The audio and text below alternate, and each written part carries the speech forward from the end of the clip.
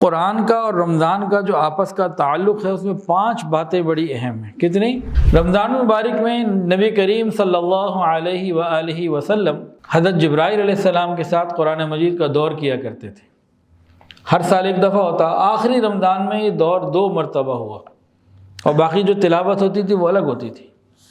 یہ جو حفاظ آج دور کرتے ہیں نا، یہ نبی علیہ السلام کی سنت ہی ہے۔ امام اعظم امام ابو حنیفہ رحمۃ اللہ علیہ رمضان مبارک میں 63 مرتبہ مکمل قرآن پڑھ لیا کرتے تھے، الف لام میم سے لے کے والناس تک۔ امام شافعی رحمۃ اللہ علیہ رمضان مبارک میں 70 مرتبہ قرآن مجید مکمل پڑھ لیا کرتے تھے۔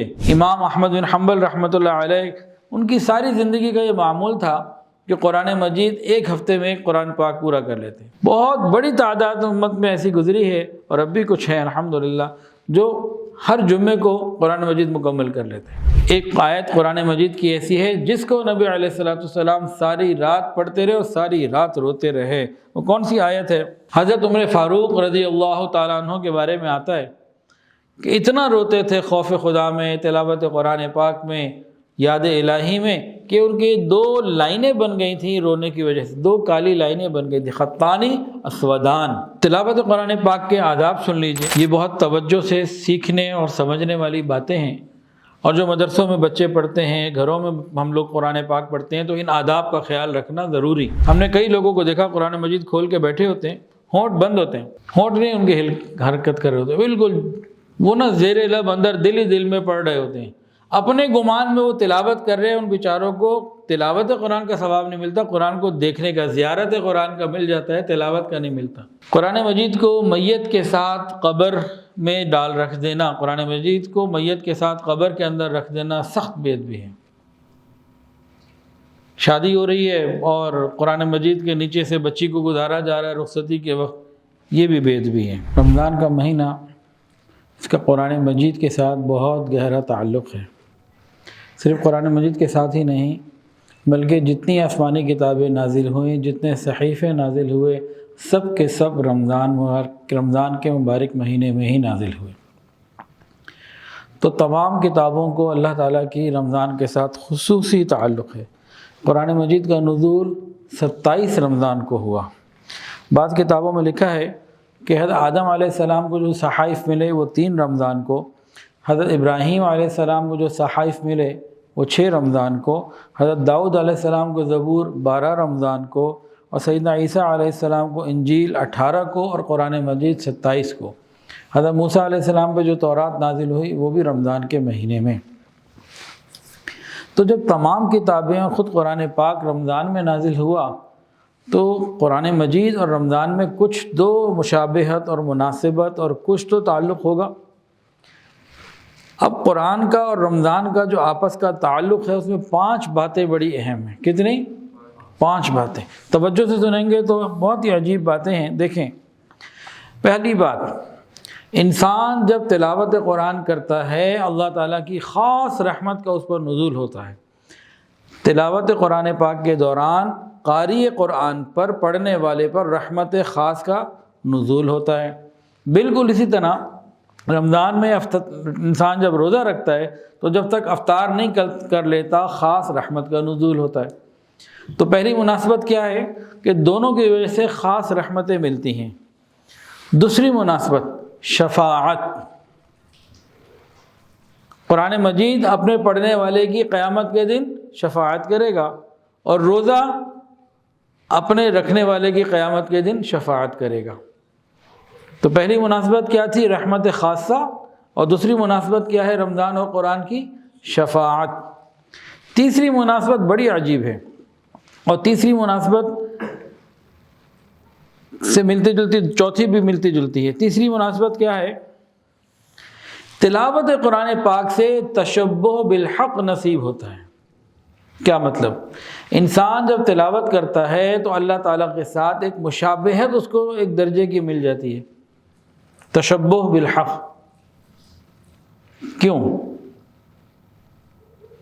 قرآن مجید صرف کتاب ہی نہیں، کلام اللہ ہے۔ نبی علیہ السلام نے فرمایا تبرک بالقرآن فإنہ کلام اللہ، قرآن مجید سے برکت حاصل کرو کہ یہ اللہ کا کلام ہے، قرآن مجید اللہ تعالیٰ کی بولی ہے۔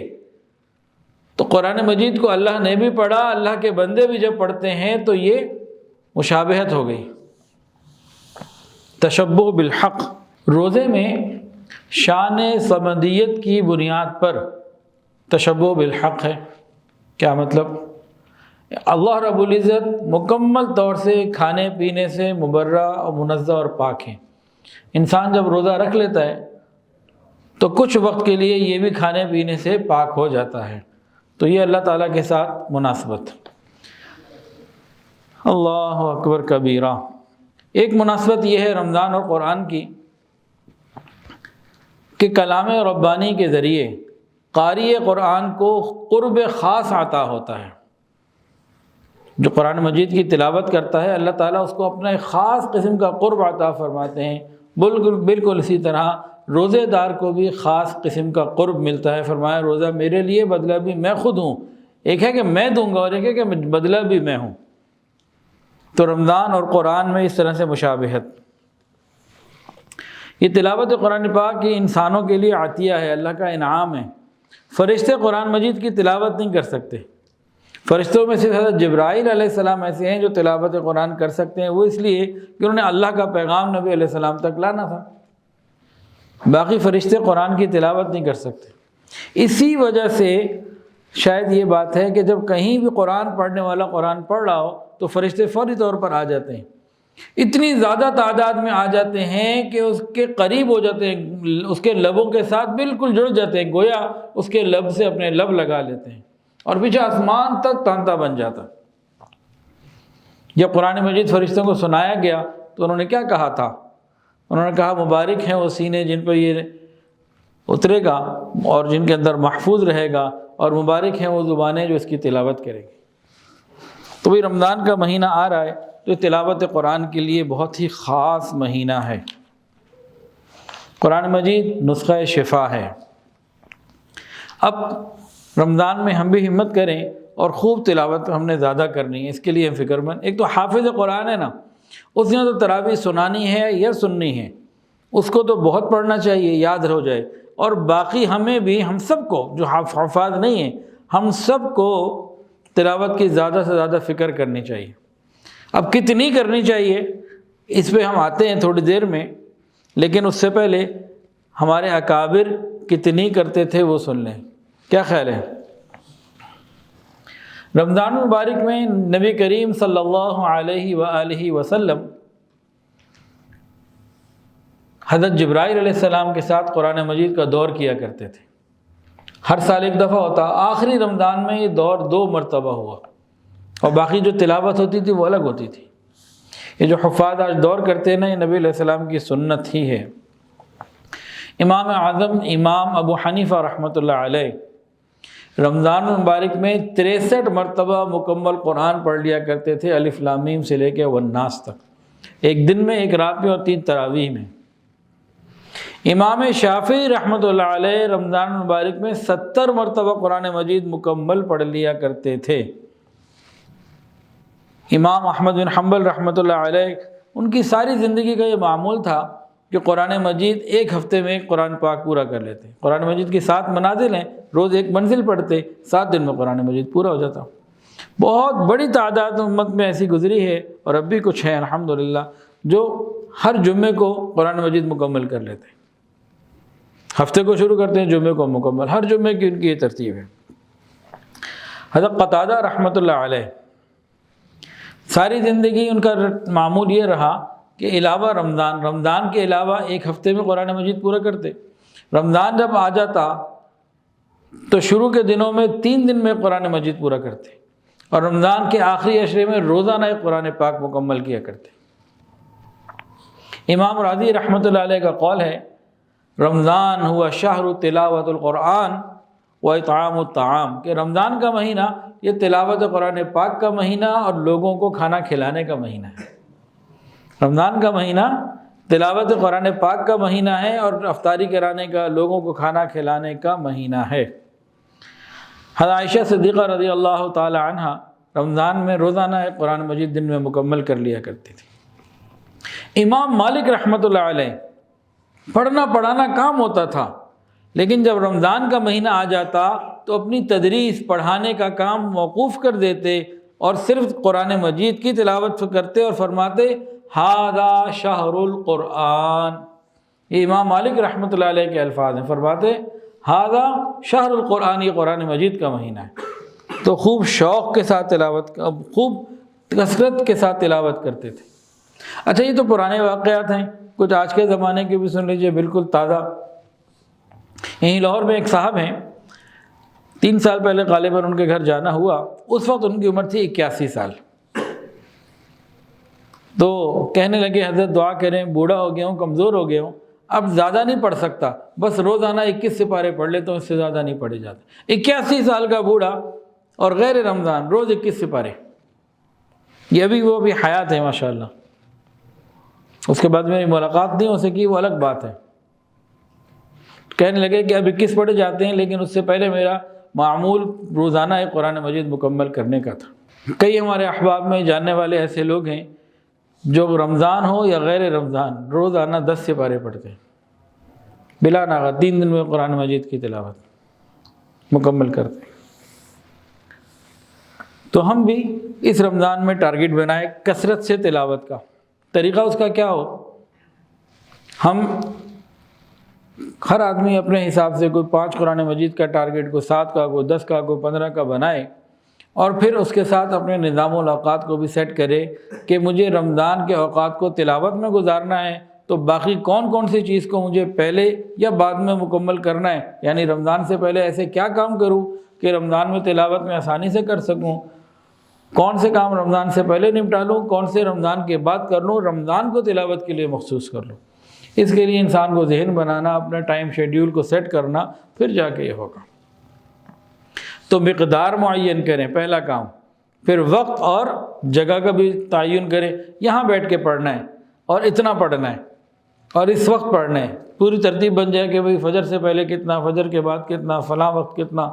تو جب ہم پہلے ارادہ کریں پڑھنا کتنا ہے، اس کے بعد ذہن بنا کے اپنی پوری پلاننگ کریں، تو انشاءاللہ العزیز ہمارے لیے آسان ہو جائے گا، مشکل نہیں ہوگا۔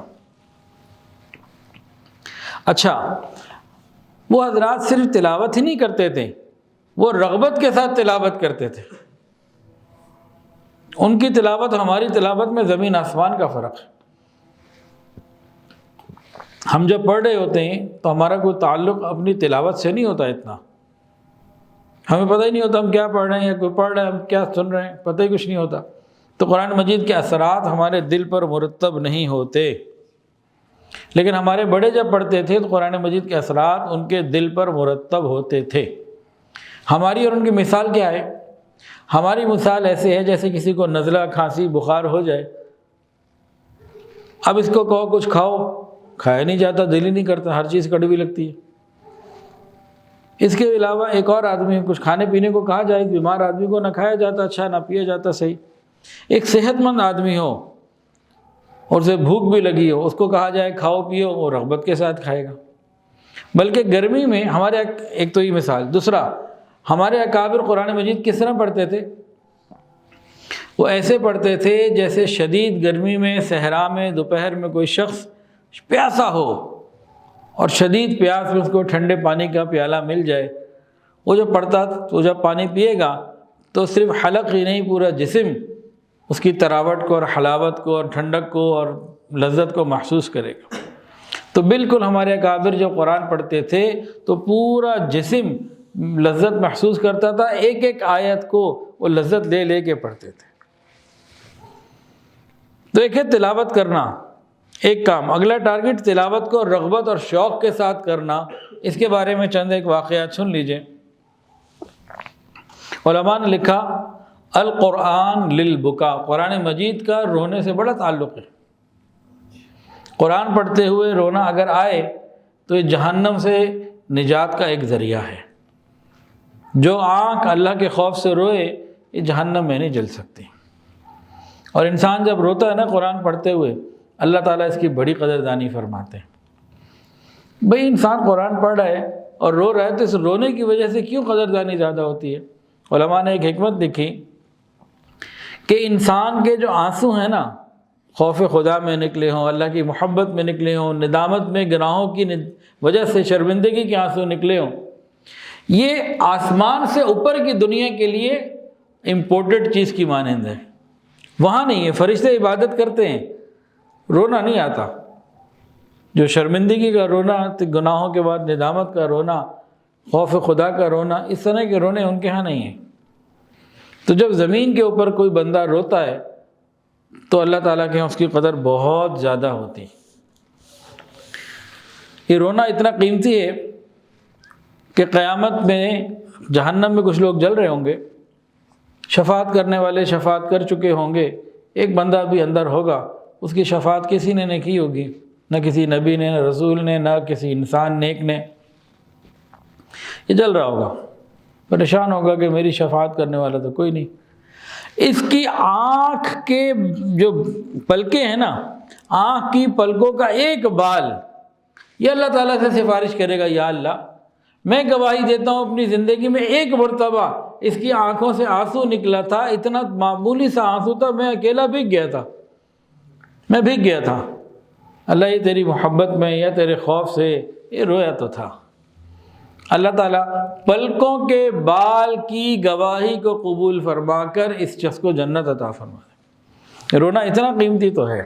علماء نے لکھا قرآن مجید کی تلاوت کرتے وقت یا سنتے ہوئے رونا مستحب ہے، یہ عارفین کی صفت ہے اور اللہ کے نیک بندوں کا طریقہ ہے۔ کیا اللہ کے نیک بندوں کا یہ طریقہ ہمیں بھی مل سکتا ہے؟ بالکل مل سکتا ہے۔ ہم ٹارگٹ تو بنائیں، فکر تو کریں، تو انشاءاللہ اللہ تعالی ہمیں بھی عطا فرما دیں گے۔ اب ہمارے بڑے کیسے روتے تھے، کچھ واقعات سن لیجئے۔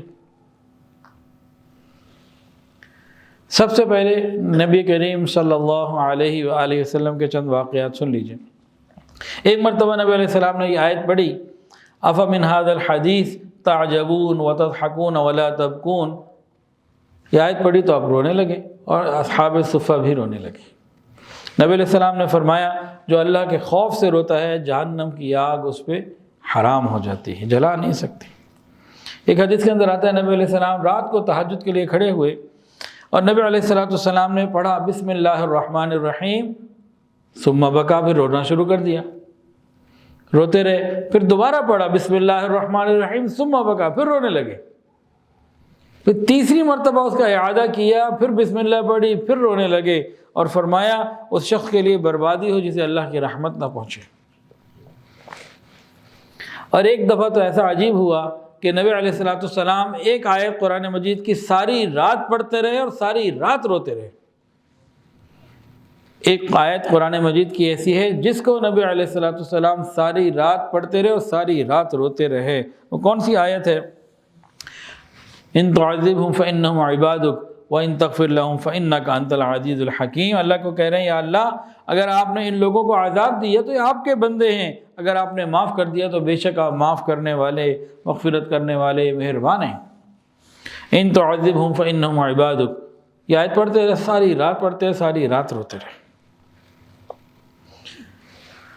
تو عبداللہ ابن عمر رضی اللہ عنہ فرماتے ہیں، امی عائشہ سے روایت ہے، امی عائشہ نے فرمایا کہ ایک مرتبہ نبی علیہ السلام گھر میں آئے، بستر پر آ کے لیٹ گئے اور سو گئے، تھوڑی دیر بعد اٹھے، فرمانے لگے چھوڑو مجھے، میں تو رب کی عبادت کرنے والا ہوں۔ اور فرماتی ہیں کہ نبی علیہ السلام کھڑے ہو گئے اور اتنا قرآن کو پڑھتے ہوئے رونے لگے کہ نبی علیہ السلام کے مبارک آنسو زمین پر گرنے لگے۔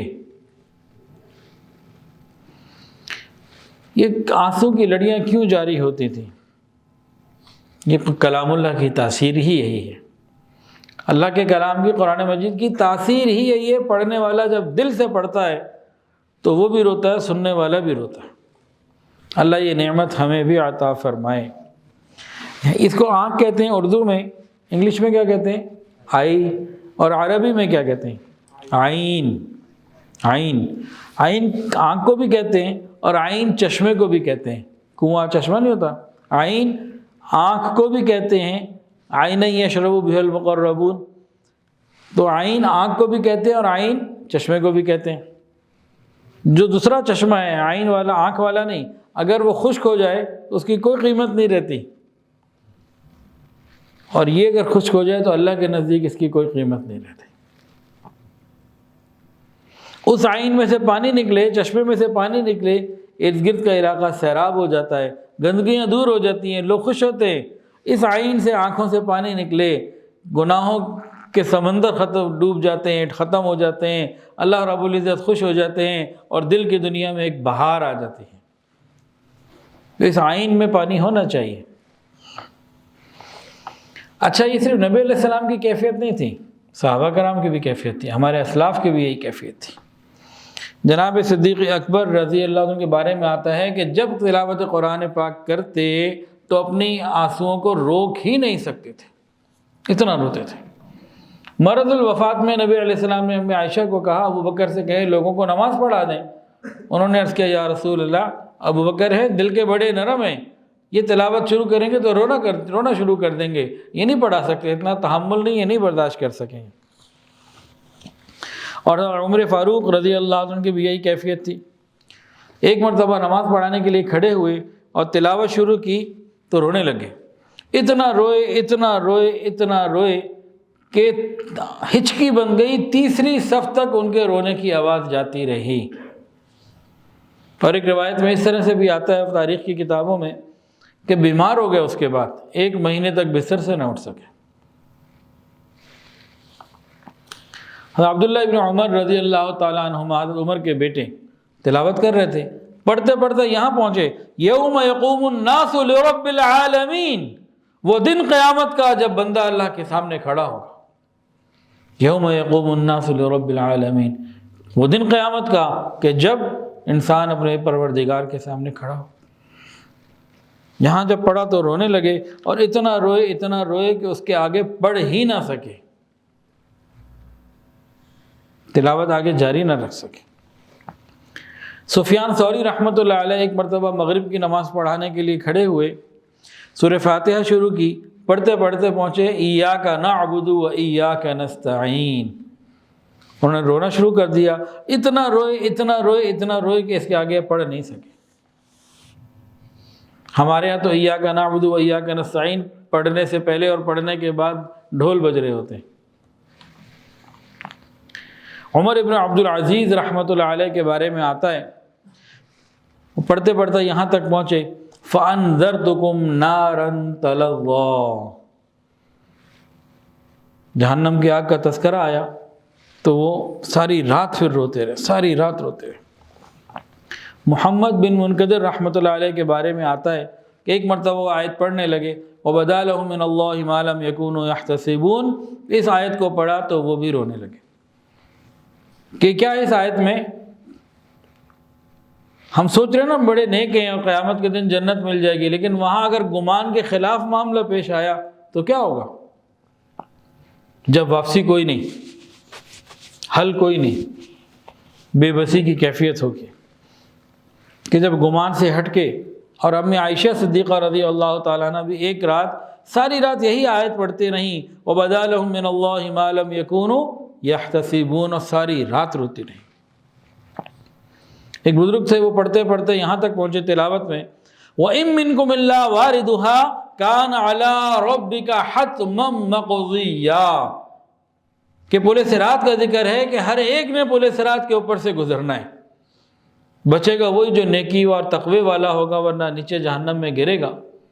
جب یہاں تک پہنچے اور پل صراط کا خیال آیا تو وہیں ان کی وفات ہو گئی، رونے لگے اور وہیں ان کی وفات ہو گئی۔ حضرت عمر فاروق رضی اللہ تعالیٰ عنہ کے بارے میں آتا ہے کہ اتنا روتے تھے خوف خدا میں، تلاوت قرآن پاک میں، یاد الہی میں، کہ ان کی 2 لائنیں بن گئی تھیں رونے کی وجہ سے، 2 کالی لائنیں بن گئی تھیں، خطانی اسودان، اتنے آنسو بہتے تھے، 2 لائنیں بن گئی تھیں۔ سیدنا عثمان غنی رضی اللہ تعالی عنہ جب قبر میں کسی کے پاس جاتے، قبر کے پاس کھڑے ہوتے تو روتے، قرآن پڑھتے تو روتے۔ حضرت علی رضی اللہ تعالیٰ ایک مرتبہ اتنا رو رہے تھے کہ محراب میں کھڑے ہوئے تھے اور ان کی جو داڑھی تھی اس کے اندر سے آنسو نیچے گر رہے تھے۔ زرارہ بن اوفا قاضی بصرہ تہجد کے لیے کھڑے ہوئے، پڑھتے پڑھتے یہاں پہنچے فَإِذَا نُقِرَ فِي النَّاقُورِ، اور وہیں ان کا انتقال ہو گیا۔ ایک مرتبہ امام اعظم امام ابو حنیفہ رحمۃ اللہ علیہ ساری رات انہوں نے ایک آیت پڑھی اور روتے رہے وَامْتَازُوا الْيَوْمَ أَيُّهَا الْمُجْرِمُونَ، وَامْتَازُوا الْيَوْمَ أَيُّهَا الْمُجْرِمُونَ، اے مجرموں الگ ہو جاؤ۔ ساری رات یہ پڑھتے رہے اور ساری رات روتے رہے۔ ہم بھی تو یہی قرآن پڑھتے ہیں، ہمیں رونا کیوں نہیں آتا؟ کوئی تو وجہ ہے۔ جو قرآن نبی علیہ السلام نے پڑھا، جو صحابہ نے پڑھا، جو ہمارے اکابرین نے پڑھا، ہم وہی قرآن پاک پڑھتے ہیں لیکن ہمیں رونا نہیں آتا۔ 16ویں سپارے میں ایک آیت ہے، وہ آیت سجدہ بھی ہے، میں پوری نہیں پڑھا۔ اذا تتلی علیہم آیات الرحمن، یہ آگے بھی ہے۔ تو اس میں کیا ہے کہ جب رحمان کی آیات پڑھی جاتی ہیں تو یہ روتے ہوئے سجدے میں چلے جاتے ہیں۔ ایک بزرگ کہیں کسی کے پیچھے نماز پڑھ رہے تھے، تراویح یا کوئی نماز ہوگی، تو پڑھنے والے نے اس آیت کو تلاوت میں پڑھا اور سجدے میں چلے گئے۔ سلام پھیرنے کے بعد کہنے لگے کہ اے لوگو، اور اللہ تعالیٰ تو یہ فرماتا ہے کہ روتے ہوئے سجدے میں چلے گئے تھے، ہم نے سجدہ تو کر لیا، رونا کدھر گیا؟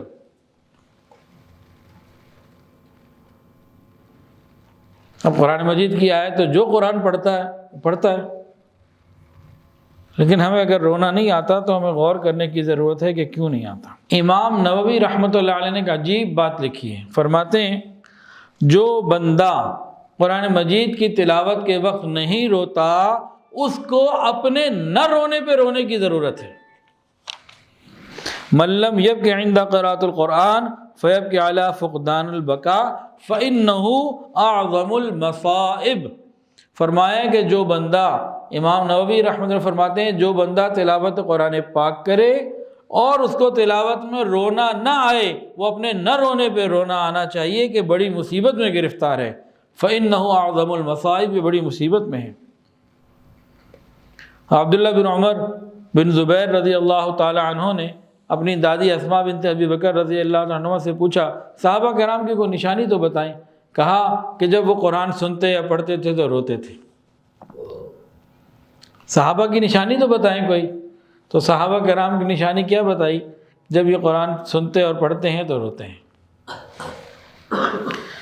آخر یہ قرآن ہمیں کب گدگدائے گا؟ ہم اپنے اوپر بھی تو ایک نظر ڈالیں، یہ کیفیت ہمیں کب ملے گی؟ اصل وجہ کیا ہے کہ ہمارے دل قرآن مجید کی کیفیات کو، اثرات کو قبول نہیں کر پاتے۔ اس کی وجہ کیا ہے کہ اندر گند بھرا ہوا ہے، پاکیزگی نہیں ہے۔ ہم سے زیادہ قرآن نہیں پڑھا جاتا، کیا وجہ ہے؟ ایک تو ہے کہ بس 1 سپارہ پڑھنا تھا، آدھا پڑھنا تھا، پڑھ لیا، اس سے زیادہ نہیں پڑھنا۔ زیادہ رغبت سے، شوق سے، پابندی سے نہیں پڑھا جاتا، اس کی وجہ کیا ہے؟ حضرت عثمان غنی رضی اللہ عنہ نے اس کو کھول کے بتا دیا کہ دیکھو اگر تم سے قرآن زیادہ نہیں پڑھا جاتا تو وجہ یہ ہے لو طہرت قلوبکم ما شبعتم من کلام ربکم، اگر تمہارے دل پاکیزہ ہوتے تو قرآن مجید کی تلاوت سے کبھی نہ بھرتے۔ لو طہرت قلوبکم ما شبعتم من کلام ربکم، یعنی دل پاکیزہ ہو تو تلاوت قرآن کی لذت آتی ہے، اور دل پاکیزہ نہ ہو تو دل ہی نہیں کرتا۔ تو معلوم یہ ہوا اصل بیماری یہ کہ دل پاکیزہ نہیں۔ جب بارش برس رہی ہو نا اور کسی چیز کے اوپر کوئی بہت بڑا پلاسٹک کی، پولیتھین کی ہم کوئی پیکنگ کر دیں، جتنی مرضی بارش برسے تو اندر سوکھا رہے گا، اوپر اس کو پانی نیچے آنے نہیں دے گا، جو اپنے کوئی تھیلی ہم نے چڑھا دی۔ تو ہم نے گناہوں کی لیئر در لیئر اپنے دل کے اوپر چڑھائی ہوئی ہے، اس نے پورا اس کو پکڑا ہوا ہے، ڈھانپا ہوا ہے۔ اب جتنی بھی انوارات کی بارش ہوتی ہے اندر نہیں اترتی۔ اس کے لیے ہمیں توبہ کرنے کی ضرورت، استغفار کرنے کی ضرورت۔ صحابہ کرام قرآن پڑھتے تھے، ایک صحابی قرآن پڑھے، سینے کو جسم میں تیر لگا، خون کا فوارہ نکلا، پڑھ رہے ہیں، پھر لگا ایک اور، پھر خون کا فوارہ نکلا، پڑھ رہے ہیں۔ تو قرآن کے اندر اتنی تو لذت ہے کہ یہ اپنے ساتھ اپنے آپ کو لگا لے، لیکن ہمیں ربط اور محبت پیدا کرنے کی ضرورت ہے۔ اچھا، ایک اور بات ہمارے معاشرے میں ہمیں دیکھنے میں ملتی ہے، آپ لوگوں نے بھی اس کو فیل کیا ہوگا۔ ہم کسی دینی مجلس میں جائیں، مدرسے میں جائیں، وہاں قرآن پاک کی تلاوت ہوتی ہے، ہم نہیں روتے۔ اس کے بعد کوئی حمد یا نعت پڑھتا ہے تو ہم رو پڑتے ہیں۔ ایسا کبھی فیل ہوا جی کہ تلاوت قرآن پاک سنی، رونا نہ آیا، لیکن کوئی کلام سنا حمد یا نعت تو رونا آ گیا، کوئی نظم سنی تو رونا آ گیا، ایسا کبھی ہوا کہ نہیں ہوا؟ کیا وجہ ہے؟ کلام اللہ، اللہ کا کلام سن کے رونا نہ آئے اور بندوں کا کلام سن کے رونا آئے؟ بھائی وہ حمد یا نعت جس کو سن کے ہمیں رونا آ رہا ہے وہ بندوں کا کلام ہے کہ رب کا؟ بندوں کا۔ تو رب کے کلام سے دل نہ روئے اور بندوں کے کلام سے دل روئے، تو کبھی غور کیا کیا وجہ؟ مشائخ نے اس کی وجہ لکھی ہے۔ حضرت پیر حافظ ذوالفقار احمد نقشبندی دامت برکاتہ العالیہ نے اس کی وجہ لکھی ہے۔ فرماتے ہیں کہ جن کا تعلق اللہ رب العزت سے خالص ہو جاتا ہے، مخلوق کی شیطانی نفسانی محبتیں نکل جاتی ہیں، یہ جب قرآن پڑھتے اور سنتے ہیں تو روتے ہیں، رب کا کلام ان کے دل پر اثر کرتا ہے۔ اور جب تعلق اللہ تعالیٰ سے اتنا مضبوط نہیں ہوتا اور دنیا کی محبتیں اور بہت ساری دوسری ادھر ادھر کی چیزیں ہوتی ہیں، اب مخلوق کے کلام کا ان کے اوپر اثر ہوتا ہے، رب کے کلام کا اثر نہیں ہوتا۔ تو یہ بات جو ہے نا سمجھنے والی ہے کہ حمد اور نعت سن کر رونا آئے اور قرآن سن کر رونا نہ آئے، تو مطلب یہ ہے کہ ابھی محنت کی ابھی اور ضرورت ہے۔ یہاں یہ مطلب نہیں ہے کہ حمد اور نعت سن کے جو رونا آ رہا ہے وہ کوئی بری بات ہے، یہ والی بات مراد نہیں ہے۔ مراد یہ ہے کہ ابھی ہمیں اور محنت کرنے کی ضرورت ہے کہ دل کے اندر نفسانی جو محبتیں ہیں یہ ختم ہو جائیں۔ انسان جب رو رو کر تلاوت کرتا ہے یا تلاوت میں رونا آ جاتا ہے تو اس کے گناہ ایسے جھڑتے ہیں جیسے پت جھڑ کے موسم میں خزاں سے پتے گرتے ہیں۔ ایک مرتبہ میں عائشہ صدیقہ رضی اللہ تعالی عنہا نے نبی علیہ السلام سے پوچھا، یا رسول اللہ کوئی بغیر حساب کے بھی جنت میں جانے والا ہوگا؟ کیا کوئی بغیر حساب بھی جنت میں جائے گا؟ فرمایا جو دنیا میں اپنے گناہوں پر ندامت کے آنسو روتے ہوں گے، جو دنیا میں اپنے گناہوں پہ روتے ہوں گے، یہ بغیر حساب کے جنت میں جائیں۔ تو بھی رمضان کا مہینہ آنے والا ہے تو ہم اس میں تلاوت قرآن پاک بھی کریں، کثرت سے بھی کریں اور کیفیات کو بنانے کی کوشش بھی کریں۔ رونا نہ آئے تو رونے کی شکل ہی بنا لیں۔ پھر جن کا عربی سے تعلق ہے، قرآن سمجھ میں آتا ہے تو وہ ترجمے پہ دھیان دیں تو رونا آتا ہے۔ اور اس بات پہ تو ضرور رونا چاہیے، یا اللہ میں قرآن پڑھ رہا ہوں مجھے رونا نہیں آ رہا، میں قرآن سن رہا ہوں مجھے رونا نہیں آ رہا، اللہ میں تو بڑی مصیبت میں گرفتار ہوں، یہ نعمت اور لذت بھی اپنی رحمت سے مجھے عطا فرما دیجیے۔ حضرت خواجہ عزیز الحسن مجذوب رحمۃ اللہ علیہ کے دو اشعار سن لیجئے، پھر قرآن مجید کے کچھ آداب جو ہے نا وہ ذکر کیے جائیں گے۔ فرماتے جو ناکام ہوتا رہے عمر بھر بھی، کہتے ہیں تم کوشش مت چھوڑنا، لگے رہو، جو ناکام ہوتا رہے عمر بھر بھی، بہرحال کوشش تو عاشق نہ چھوڑے۔ جو ناکام ہوتا رہے عمر بھر بھی، بہرحال کوشش تو عاشق نہ چھوڑے، یہ رشتہ محبت کا قائم ہی رکھے، جو 100 بار ٹوٹے تو 100 بار جوڑے۔ کہ اللہ تعالیٰ سے محبت کا سلسلہ جاری رکھے، اگر ٹوٹ بھی جائے تو 100 بار بھی ٹوٹے تو 100 بار جاری رکھے، پیچھے نہ ہٹے۔ تلاوت قرآن پاک کے آداب سن لیجئے، یہ بہت توجہ سے سیکھنے اور سمجھنے والی باتیں ہیں، اور جو مدرسوں میں بچے پڑھتے ہیں، گھروں میں ہم لوگ قرآن پاک پڑھتے ہیں، تو ان آداب کا خیال رکھنا ضروری، اور رمضان میں اگر ہم ان آداب کا خیال رکھیں اور شوق سے پڑھیں، انشاءاللہ ہمارے ثواب میں اضافہ در اضافہ۔ کیونکہ رمضان ہے ہی قرآن پاک کا مہینہ، یہ شہر القرآن ہے، رمضان قرآن پاک کا مہینہ۔ قرآن مجید کو ہاتھ لگانا،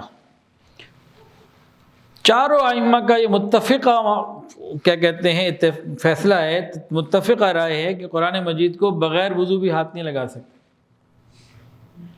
چاروں ائمہ کرام کا یہ متفقہ فیصلہ ہے کہ قرآن مجید کو بغیر وضو کے ہاتھ نہیں لگا سکتے۔ اس کا خیال کرنا چاہیے، بعض لوگ اس میں لوگوں کو مس گائیڈ کر رہے ہیں۔ چاروں ائمہ کا، صرف ایک کی بات نہیں، چاروں کا۔ اب انسان کا اگر وضو نہیں ہے، قرآن مجید کو ہاتھ لگانا پڑ جاتا ہے تو کیا کرے؟ تو ٹیشو پیپر یا ایک ایسا کپڑا یا رومال لے جو جسم کے اوپر پہنا ہوا نہ ہو، الگ سے ہو، جیسے سویٹر کو آگے کر کے کھول لیا، نہیں، الگ سے کوئی کپڑا، رومال، ٹیشو پیپر، اس سے پھر کرے۔ اس کا خیال کرنے کی ضرورت، اگر بے وضو ہاتھ لگانے کی کبھی مجبوری میں ضرورت آ جائے۔ مزید آداب یہ ہیں کہ باوضو پڑھے اور قبلہ رخ ہو کر بیٹھے تو اور اچھا، خوشبو لگا لے تو اور اچھا، باوضو ہو، خوشبو بھی لگا لے اور قبلہ رخ بھی ہو جائے۔ تلاوت کرتے وقت لباس بھی پاکیزہ ہو، تلاوت کرتے وقت ایسی جگہ نہ بیٹھے کہ آنے جانے والوں کو تنگی ہو، راستے میں یا کسی ایسی جگہ بیٹھے کہ لوگوں کو تکلیف ہو، یہ ٹھیک نہیں۔ قرآن مجید کو ہمیشہ اونچا رکھے، رحل کے اوپر، کسی تکیے کے اوپر اونچی چیز پہ رکھے، نیچے نہ رکھے۔ بعض لوگ ہم نے دیکھا حرم میں وہ نیچے زمین پہ رکھ دیتے ہیں اور وہ صفوں پہ رکھ دیتے ہیں، یہ بہت بے اکرامی کی، گناہ کی بات ہے۔ قرآن مجید جب شروع کرنا ہو تو اعوذ باللہ من الشیطان الرجیم اور بسم اللہ الرحمن الرحیم دونوں پڑھنی چاہیے۔ پڑھتے پڑھتے درمیان میں سورہ توبہ آ گئی اور ہماری تلاوت جاری تھی تو اب نہ اعوذ باللہ پڑھنی نہ بسم اللہ پڑھنی۔ سورہ توبہ کے شروع میں بسم اللہ الرحمن الرحیم نہیں ہے، لیکن انسان اگر پڑھ رہا ہے اور سورہ توبہ سے ہی شروع کرے تو پھر اعوذ باللہ تو پڑھے، بسم اللہ پڑھے نہ پڑھے اس کو اختیار ہے۔ اچھا، ایک ہوتا قرآن مجید کا پڑھنا، ایک ہوتا قرآن مجید کا دیکھنا۔ ہم نے کئی لوگوں کو دیکھا قرآن مجید کھول کے بیٹھے ہوتے ہیں، ہونٹ بند ہوتے ہیں، ہونٹ نہیں ان کے حرکت کر رہے ہوتے، بالکل وہ نہ زیر لب اندر دل ہی دل میں پڑھ رہے ہوتے ہیں، اپنے گمان میں وہ تلاوت کر رہے ہیں۔ ان بیچاروں کو تلاوت قرآن کا ثواب نہیں ملتا، قرآن کو دیکھنے کا، زیارت قرآن کا مل جاتا ہے، تلاوت کا نہیں ملتا۔ تلاوت کے لیے ہونٹوں کا ہلنا، زبان کا ہلنا ہی ضروری ہے۔ کئی ایسے لوگ ہوتے ہیں تو یہ غلطی کر جاتے ہیں۔ قرآن مجید ہم اکیلے بیٹھے پڑھ رہے ہیں تو مناسب اونچی آواز سے پڑھے، بہت اچھا، خاموشی سے پڑھ لے تو اچھا۔ قرآن مجید کو مستقل پکا یاد رکھنے کے لیے حفاظ کرام کے لیے ایک عجیب نسخہ ہے کہ قرآن مجید روزانہ ایک سپارہ جتنا یہ پڑھ رہے ہیں اتنی اونچی آواز سے پڑھیں کہ ان کے کانوں کو آواز چلی جائے، اس سے قرآن مجید زیادہ اچھا یاد ہوتا ہے۔ اور وہ حفاظ جو قرآن بھول چکے ہیں، ایسی بڑی تعداد ہے ہمارے معاشرے میں۔ آج کل کے والدین کو اس بات کا شوق ہے کہ بچے حافظ قرآن بن جائیں، لیکن اس کا شوق سب کو نہیں ہے کہ جن کو حافظ بنائے ان کا یاد بھی رہے۔ تو بہت ایسی بڑی تعداد ہے معاشرے میں جن کو قرآن یاد نہیں۔ سنیے، نبی علیہ السلام نے فرمایا کہ میرے اوپر امت کے گناہ پیش کیے گئے اور اس سے بڑا گناہ میں نے نہیں دیکھا کہ قرآن مجید کو کوئی یاد کر کے بھول جائے۔ تو حافظ صاحب کی بھی ذمہ داری، والدین کی بھی ذمہ داری کہ بھئی قرآن مجید کو حفاظت سے رکھنا، یاد رکھنا یہ ضروری ہے۔ تو اگر کسی کا قرآن بہت کمزور ہے، بھول گیا، یاد کرنا چاہتا ہے تو اس کا ایک آسان طریقہ یہ ہے کہ روزانہ جتنی تلاوت کر سکتا ہے وہ کرے، لیکن اتنی مناسب اونچی آواز سے کہ اس کے دونوں کان سن سکے۔ ایک صاحب کا قرآن مجید بھول گیا، بالکل بڑے پریشان، پھر جامعہ شرفیہ میں حضرت شیخ استاد الحدیث مولانا یوسف خان صاحب کے پاس آئے، کہنے لگے حضرت قرآن بھول گیا، کیا کروں؟ حضرت تسلی دی، فرمایا کہ ہمت اور ارادہ کرو، ٹھیک ہو جائے گا۔ اور کیسے ٹھیک ہوگا؟ اتنا عرصہ ہو گیا کہ کوئی بات نہیں، ارادہ تو کرو کہ جی ٹائم بھی نہیں ہے پڑھنے کا۔ حضرت نے فرمایا کہ 10 منٹ روز دے سکتے ہو اللہ کے کلام کو؟ ہاں 10 منٹ تو چلو دے دیں گے۔ فرمایا کہ روزانہ 10 منٹ کی تلاوت کرو، اتنی مناسب اونچی آواز سے کہ تمہارے کان اس کو سن سکیں، آواز بھی اونچی ہو اور اسپیڈ بھی آہستہ ہو، مناسب آواز اور مناسب رفتار کے ساتھ تلاوت کرو، روز 10 منٹ کر لو۔ تو اس نے کہا چلیں یہ تو ہو سکتا ہے۔ پھر حضرت فرماتے ہیں کہ 2 سال کے بعد وہ آیا، کہنے لگا میرا پورا قرآن مجید مکمل یاد ہو چکا اور اب میں نے تراویح پڑھانی۔ یہ کیا مطلب؟ 10 منٹ سے شروع کیا، پھر آہستہ آہستہ قرآن نے اپنی طرف کھینچ لیا اس کو۔ وہ تو نا امید ہو کے بیٹھا تھا، چھوڑ بیٹھا تھا۔ 10 منٹ سے شروع کیا، جب ایک پاؤ یاد ہوا، پھر ایک سپارہ یاد ہوا، کچھ یاد ہونا شروع ہوا تو پھر اس نے کہا ہاں بھائی ہو جائے گا، ناممکن نہیں ہے۔ تو بھئی ہمت بندہ کرے تو سب کچھ ہو جاتا ہے۔ قرآن مجید کو تجوید کے اصولوں کے مطابق صحیح انداز سے مخارج کو ادا کر کے پڑھنا، اس کی کوشش کرنی چاہیے۔ الحمدللہ ہمارے ہاں الکہف ایجوکیشنل فاؤنڈیشن میں جو بچوں کو قرآن پڑھایا جاتا ہے تو حفظ تو بہت آگے کی بات ہے، ناظرہ بھی آگے کی بات ہے، ہمارے یہاں 6 مہینے کم و بیش قاعدے پہ لگتے ہیں، اور قاعدے کا چھوٹا بچہ اس کو قرآن مجید کے تلاوت کے بارے میں کسی کو 70، کسی کو 80، کسی کو 100 سے اوپر اصول معلوم ہوتے ہیں کہ کس حرف کو کیسے ادا کرنا ہے، وہ چھوٹا بچہ ان کو یاد کر لیتا ہے۔ وہ 6 مہینے، اب قاعدہ تو 15 دن میں بھی پورا ہو سکتا ہے، 1 مہینے میں بھی پورا ہو سکتا ہے۔ تو ہمارے الحمدللہ خاص طور سے ہیڈ آفس ٹاؤن شپ برانچ میں بچے کے حفظ قرآن کے لیے جو بچے آتے ہیں تو پہلے والدین ناراض ہوتے ہیں کہ جی یہ قاعدہ ہی پڑھتا رہے گا، جی اتنے دن ہو گئے، وہ تو فلانے میرے بیٹے نے وہاں سے پڑھا تھا اور انہوں نے تو 1 مہینے میں قاعدہ پورا کرا کے شروع کرا دیا تھا، تو 6 مہینے اگر یہ ناظرے میں لگا دے گا، بوڑھا ہو کے حافظ ہو کے نکلے گا۔ انہیں بڑا سمجھانا پڑتا ہے کہ بھائی یہ جو 6 مہینے ابتدائی مشق ہے، آئندہ جب یہ ناظرہ پڑھے گا تو صحیح تلفظ سے پڑھے گا، جب حافظ بننے کے لیے حفظ شروع کرے گا صحیح تلفظ سے پڑھے گا، زندگی بھر ٹھیک تلفظ سے پڑھے گا۔ تو ایک دفعہ پوری محنت ہو رہی ہے ڈٹ کے، اس کے بعد اس کی اسپیڈ، پھر اس کی آپ اسپیڈ دیکھیے گا کہ قرآن کو پھر شوق سے بھی پڑھے گا، پھر لہجہ اور ساری چیزیں، اور الحمدللہ ایسا ہو رہا ہے ہمارے سامنے۔ تو یہ مخارج کے ساتھ ادا کرنا بڑا ضروری۔ ہمارے معاشرے میں کیا ہے، قرآن بھی پنجابی میں پڑھتے ہیں، پنجابی میں غنّے بہت ہوتے ہیں نا، سانو، اونانو، توانو، قرآن بھی ایسے ہی پڑھے ہوتے ہیں۔ تو قرآن کو صحیح طریقے سے ادا کرنا، قرآن مجید کے رموز اور اوقاف کا خیال رکھنا، کہاں ٹھہرنا ہے کہاں نہیں ٹھہرنا، اس کا بھی خیال رکھنے کی ضرورت ہے۔ دیکھیں ایک جملہ ہے، روکو مت جانے دو، اس کا کیا مطلب ہے اویس بھائی؟ روکو مت جانے دو، کیا مطلب ہے اس کا؟ روکو مت جانے دو مطلب کیا ہے بھائی؟ اس کو روک لو، جانے مت دو، یہی مطلب ہے، روکو مت جانے دو۔ یہاں پہ اسٹاپ کہاں لگایا ہم نے؟ روکو پہ اوپر۔ اب جملہ یہی رہے گا، روکو مت جانے دو، روکو مت جانے دو۔ الفاظ کا کوئی فرق آیا؟ الفاظ وہی ہیں، صرف اسٹاپ کا فرق آ گیا، روکو مت جانے دو، روکو مت جانے دو۔ تو زمین آسمان کا فرق بڑھ گیا، ایک میں روکا جا رہا ہے، ایک میں کہا ہے بھیجو۔ اب اسی طرح قرآن پاک کلام اللہ ہے نا، اس میں اس کا بڑا فرق پڑتا ہے، کہاں رکنا ہے کہاں نہیں رکنا۔ اب کوئی موٹر وے پہ جا رہا ہے اور 120 کی سپیڈ ہے، اور وہ تو اوور سپیڈ 240 پہ جا رہا ہے، 45 منٹ میں اس نے 1.25 سے پارہ پورا کر کے تراویح سے بھی فارغ کرانا ہے۔ تو یہ تو پورے قرآن کے الفاظ کا اور اس کے مقصد کا تو بس کیا اس کو بولیں، کہیں ہوگا روکو مت جانے دو، یہ تو پتہ نہیں کہاں جائے گا۔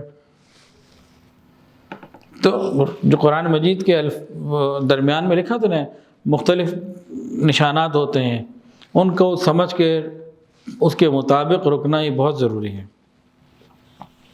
جہاں تک ممکن ہو اچھے انداز سے قرآن پاک پڑھیں۔ قرآن مجید پڑھتے ہوئے ورق کو الٹنا پڑتا ہے نا، صفحہ، تو بعض لوگوں کو عادت ہوتی ہے غلطی سے نا، وہ کیا کرتے ہیں منہ پہ ہاتھ لگا تھوک لگا لیتے ہیں، یہ بےادبی ہے قرآن مجید کی۔ بعض لوگ قرآن مجید پڑھتے ہیں تو نشانی کے طور پہ کتاب کو، قرآن مجید کے صفحے کا کونا موڑ دیتے ہیں، یہ بھی غلط ہے، بہت ہی غلط ہے۔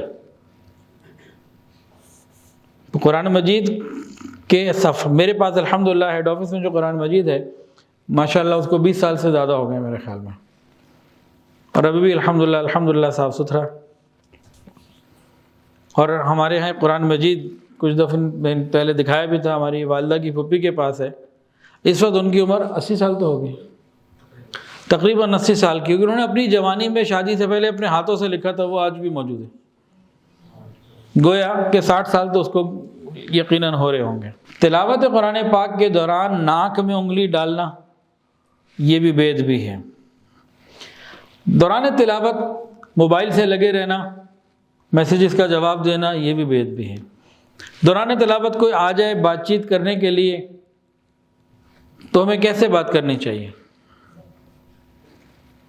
ممکن ہو تو رکوع پورا کر لیں، نہیں تو آیت پوری کر لیں، پھر قرآن مجید کو بند کر کے اس سے بات کر لیں، اور کوشش کریں کہ کم سے کم بات ہو۔ دیکھیں بھائی جب 2 آدمی بات کر رہے ہو نا، تیسرا کوئی آ جائے تو یار ہم بات کر رہے ہیں، آپ کیوں بیچ میں آ گئے؟ بندہ غور کرے، اور جو کسی بڑے سے آپ بات کر رہے ہوں اور اہم بات کر رہے ہوں، کسی بڑے سے اہم بات چیت چل رہی ہو اور کوئی آ جائے بیچ میں تو کتنا برا لگتا ہے، اور بڑا اس کا کتنا برا مناتے ہیں۔ بالکل یہ سمجھنے کے لیے مثال ہے کہ اللہ رب العزت سے بڑا کوئی نہیں۔ ہم جب تلاوت کر رہے ہیں اللہ تعالیٰ سے، ہم کلامی ہے، بات چیت کر رہے ہیں، اب اس اہم بات چیت کے درمیان کوئی آئے اور بات چیت کرے تو یہ اللہ تعالیٰ کی شان کے خلاف ہے۔ تو اس کے کچھ پروٹوکول ہیں، SOPs ہیں، ان کو ہمیں سمجھ رہے ہیں۔ بات نہ کریں، کرنا ہو تو کوشش ہو کہ رکوع پورا کر لیں، نہیں تو آیت تو پوری کریں، جملہ پورا ہو جائے، آیت پوری ہو جائے، پھر بات کر لیں اور قرآن مجید کو اتنی دیر کے لیے بند کر دیں۔ پھر دوبارہ جب شروع کریں تو اعوذ باللہ بسم اللہ پڑھ لیں، کہ اعوذ باللہ تو لازمی پڑھ لیں۔ یہ ان کے آداب میں سے ہے جی۔ قرآن مجید کی تلاوت کرتے ہوئے آیات سجدہ بھی آتی ہیں۔ 14 سجدے ہیں قرآن مجید میں، 14۔ بہت سارے لوگ قرآن مجید کی تلاوت تو کرتے ہیں لیکن سجدے باقی رہتے ہیں۔ یہ واجب ہے ادا کرنا۔ اور سجدہ تلاوت ادا کرنے کا طریقہ کیا ہے؟ سجدہ تلاوت ادا کرنے کا کیا طریقہ ہے؟ پہلے کھڑے ہو جائیں، پھر نیت باندھیں، پھر ہاتھ پورے کریں، کیا طریقہ ہے؟ بس سجدے میں چلے جائیں، 3 دفعہ یا 5 دفعہ سبحان ربی الاعلیٰ پڑھ لیں۔ آپ بیٹھے چلے جائیں۔ کچھ لوگوں کو دیکھا وہ بیٹھے ہوتے ہیں، پہلے کھڑے ہوں گے اور پھر سجدے میں جائیں گے۔ یہ کوئی بات نہیں ہے، بیٹھے کھڑے ہیں تو ڈائریکٹ سجدے میں چلے جائیں، نہ ہاتھوں کو اٹھانا، نہ نیت باندھنی، کچھ بھی نہیں۔ ہاں نیت یہ ہوگی کہ میرا سجدہ تلاوت، اور زندگی کے جس کے جتنے سجدہ تلاوت باقی ہیں ان کو ادا کریں۔ اب گنتی نہیں ہم یاد تو بھی یہ کیا ہے، ذرا غور کرے، کاغذ پینسل لے، سوچے اور دماغ لگائے کتنا پڑھا ہوگا، کتنا سجدے کیے ہوں گے، کتنے نہیں کیے ہوں گے۔ سچے دل کے ساتھ جب انسان اس ارادے کے ساتھ کہ مجھے معلوم ہو جائے کہ کتنے باقی ہیں، کوئی نہ کوئی اندازہ تو اس کو ہوگا ہی انشاءاللہ تعالی۔ ایک اندازہ بنائے پھر ادا کرنا شروع کر دے۔ اگر ادا نہ کیے تو حکم یہ ہے کہ اس کے ترکے میں سے فدیہ ادا کیا جائے اتنے سجدوں کا جتنے باقی ہیں۔ یہ کس کو پتہ ہے بھی کتنے باقی ہیں؟ نہ سگا باپ بتا سکتا، نہ سگی اولاد بتا سکتی، تو بندے کا اپنا ہی معاملہ ہے۔ تو ان چیزوں کا اہتمام کرنے کی ضرورت ہے۔ تو آیات سجدہ پر سجدہ کرے اور پہلی فرصت میں اس ذمہ داری سے پورا کرنے کی کوشش کرے۔ تلاوت کرتے کرتے جب تھک جائے اور دل اچاٹ ہونے لگے تو پھر تلاوت اس کے بعد نہ کرے۔ قرآن مجید کی جب تلاوت پوری ہو جائے تو دعا مانگنا سنت ہے۔ قرآن مجید کی جب تلاوت ہو جائے، ایک تو نا مکمل قرآن پاک جب پورا ہوا تب وہ بھی ہے، اور ہم روز 1 سپارہ پڑھیں، آدھا سپارہ پڑھیں، جب تلاوت پوری کی اس کے بعد دعا مانگیں۔ قبولیت دعا کا وقت ہے۔ دن میں 5 مرتبہ قرآن مجید کھول کے یا زبانی پڑھے، 5 مرتبہ تلاوت قرآن کی، اور ہر تلاوت قرآن پاک کے بعد کا جو وقت ہے قبولیت دعا کا ہے۔ تو قبولیت دعا کا وقت تو ہم سب مانگتے ہیں نا اللہ سے، ہمیں پتہ لگے تو یہ وقت ہے۔ تو رمضان میں اور غیر رمضان اس کی عادت ہونی چاہیے دعاؤں کی۔ قرآن مجید پڑھتے ہوئے دل میں اللہ رب العزت کی عظمت کا خیال رکھے کہ کس عظیم پروردگار کا یہ کلام ہے، اس کی بڑائی کو، عظمت کو، کبریائی کو دل میں رکھے۔ قرآن مجید پڑھتے ہوئے دل کے جو وساوس ہیں نا ادھر ادھر، اس سے کوشش کرے کہ نہیں، قرآن پہ ہی اس کی توجہ ہے۔ قرآن مجید پڑھتے ہوئے جہاں تک ممکن ہو ترجمے کا، اس کے مطلب کا تدبر کرنا، غور و فکر کرنا، یہ بہت اہم۔ اللہ پاک فرماتے ہیں وَإِذَا قُرِئَ الْقُرْآنُ فَاسْتَمِعُوا لَهُ وَأَنصِتُوا لَعَلَّكُمْ تُرْحَمُونَ۔ اور جب قرآن پاک پڑھا جائے تو اس کو کان لگا کر سنو اور خاموش رہو تاکہ تم پر رحمت کی جائے۔ کہیں تلاوت کی ہو رہی ہوتی ہے نا تو اس وقت خاموش ہونا ضروری ہے۔ اب کئی جگہ دکان کھول رہے ہیں اور کوئی بھی کام شروع ہو رہا ہے، کیسٹ لگا دی، قرآن پاک کی تلاوت چل رہی ہے اور یہ جھاڑو دے رہے ہیں، اپنے کاموں میں لگے ہوئے ہیں، توجہ نہیں کر رہے۔ یہ چیزیں بہت غلط ہیں، یہ بے ادبی کی باتیں ہیں۔ ایسی جگہ جہاں پہ لوگ اپنے اپنے کاموں میں مشغول ہوں، باتوں میں مشغول ہوں، مصروف ہوں، وہاں پہ اونچی آواز سے قرآن مجید پڑھنا بالکل ٹھیک نہیں، بالکل جائز نہیں۔ وہاں پہ آہستہ آواز سے۔ اب بازاروں میں تلاوت لگا دی، گھومتے پھرتے لوگ تو سن ہی نہیں رہے۔ اب قرآن مجید کی بے ادبی کی کچھ صورتیں جو ہمارے معاشرے میں ہیں اس میں سے بھی جو ہے نا تقریباً 20 باتیں 25 باتیں ذرا سن لیجئے. کم سے کم قرآن مجید کا ادب تو ہم کرنے والے بنے، بے ادب تو نہ بنے نا. بغیر وضو کے قرآن مجید کو ہاتھ لگانا یہ بے ادبی ہے.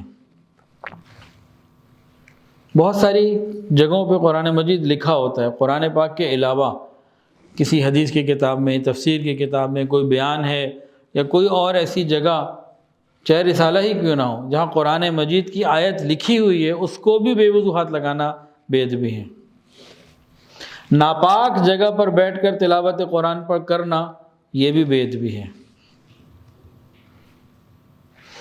جب تلاوت کی آواز کانوں میں آ رہی ہو تو اس وقت خاموش نہ ہونا، توجہ نہ کرنا، یہ بھی قرآن مجید کی بے ادبی ہے. قرآن مجید کو یاد کر کے بھول جانا یہ بڑی بے ادبی ہے. قرآن مجید کے اوپر کوئی اور کتاب رکھنا یہ بھی بے ادبی ہے. علماء نے کتابوں کے رکھنے کا ادب بتایا ہے. مختلف کتابیں ہوں، ایک تاریخ کی کتاب ہے یہ نیچے آئے گی، اس کے بعد دین کی کوئی کتاب ہے اس سے اوپر آئے گی، پھر حدیث کی کتاب ہے وہ اس سے اوپر آئے گی، سب سے اوپر قرآن مجید. قرآن مجید کے اوپر حدیث کی کتاب بھی نہیں رکھنی چاہیے. اور بعض لوگ تو قرآن مجید کے اوپر اپنا چشمہ، پین، کوئی نہ کوئی چیز رکھ دیتے ہیں، موبائل رکھ دیا. نہ یہ بڑی بے ادبی ہے. قرآن مجید کا ادب ہے، یہ نہیں کرنا چاہیے. قلم یا ٹوپی رکھ دی، یہ سب چیزوں سے بچنا چاہیے. قرآن مجید کی طرف پاؤں پھیلانا یہ منع ہے. اور اسی طرح بعض دفعہ ہمارے گھروں میں کیلنڈر یا قرآن مجید کے فریم ہوتے ہیں، جیسے یہ فریم ہے، تو ان کی طرف پاؤں کرنا یہ بھی بے ادبی ہے. ہم اپنے بیڈ روم میں دیکھیں کہ ہمارے پاؤں کس دیوار کی طرف ہے، تو اس دیوار پہ تو کوئی اللہ کا نام، کوئی قرآن پاک کی آیت، کوئی ایسی چیز تو نہیں. دائیں بائیں لگا لیں، پیچھے لگا لیں، لیکن جو پیروں کی سمت دیوار ہے وہاں خیال کریں. بہت سارے گھروں میں اس کا خیال نہیں ہوتا. قرآن مجید نیچے رکھا ہو اور ہم اوپر بیٹھے ہوں، یہ بھی ٹھیک نہیں. قرآن پاک نیچے ہو اور ہم اوپر بیٹھے ہوں. ہاں کوئی معذور ہے، جیسے مساجد میں ہوتا ہے کہ لوگ قرآن پڑھ رہے ہیں رحل پہ، اور ایک معذور ہے، اس کی ٹانگوں میں مسئلہ ہے، نیچے نہیں بیٹھا، کرسی میں بیٹھا ہوا ہے، تو اس معذور کے لیے تو گنجائش ہے، اس کے علاوہ نہیں.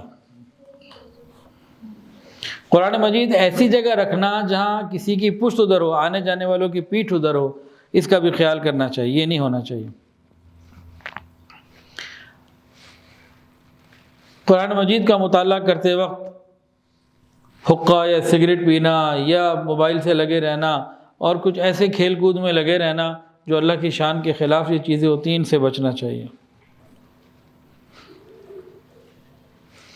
ناجائز کاروبار میں برکت کے لیے قرآن پڑھنا پڑھوانا یہ بات غلط ہے.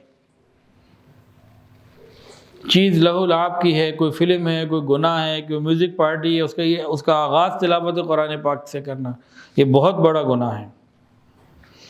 انگوٹھی میں لفظ اللہ لکھا ہو، قرآن مجید کی کوئی آیت لکھی ہو اور اس کو پہن کے واش روم چلے جانا یہ بھی غلط ہے. ٹوائلٹ چلے جانا، اس کو جیب میں رکھ لیں.